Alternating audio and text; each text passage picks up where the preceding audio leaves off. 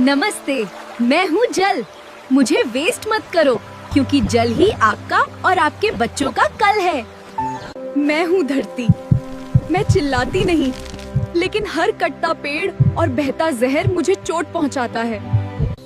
नमस्ते, मैं हूँ वायु। कचरा मत जलाओ, धुआं मत फैलाओ, तभी मैं साफ रह पाऊंगी। नमस्ते, मैं हूँ पेड़। मैं आपको सांस देता हूँ। अगर मुझे बचाओगे तो जिंदगी सुरक्षित रहेगी। नमस्ते, मैं हूँ प्रकृति। मुझे बचाओगे तो जीवन बचेगा। आज जागो ताकि कल सवाल न करे।